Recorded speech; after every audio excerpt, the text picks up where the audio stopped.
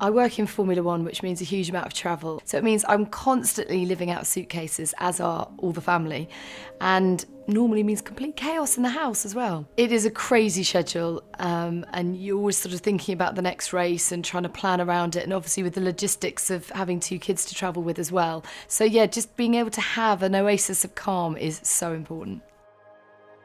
I had to make the changes because the room and the house really just complete chaos. The person who has got the most clothes and shoes is me. And I had the smallest wardrobe of everyone. I just had this very skinny, small, standalone wardrobe with everything crammed into it. I'm a bit of a hoarder. I'm not very good at clearing out because I become emotionally attached to things.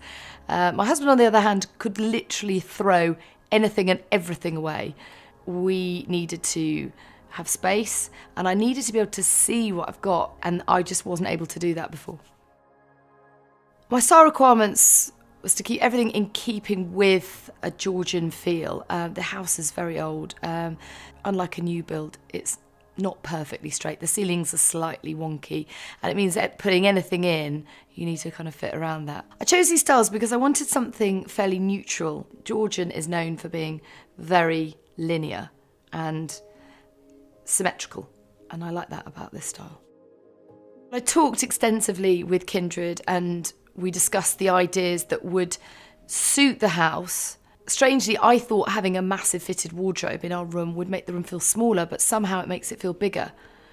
I think it's because everything is now tidied away behind closed doors, but also you've got mirrors, so it gives you a real sense of the size of the room for the first time. Designing this room was a conversation had between myself and Kindred, and we just kept discussing the best options. And for me, I just assumed, because of the layout of the room from before, that the wardrobe would go on this side of the bedroom. And actually, after consultation and consideration, we did a flip. It's just interesting because you have quite a fixed view in your mind about what you want. It's not until you discuss it with someone, you then reach a conclusion that's actually much better for everyone. Like a lot of women, I've always had a big shoe fetish. I love shoes, and I collect them. I mean, unlike other bits of clothes that you might throw out, after years of a pair of shoes, I can't bring myself to part with them. So I've got so many pairs of shoes, and I've never really seen them on display before. I've never really kind of taken it all in, and now finally I can. And I've just got these wonderful pull-out drawers. I think it was quite hard for Kindred because this is a very tall, skinny house. I was astonished that it was built in under 3 days. I mean, I thought this was going to be a mammoth 2-week job.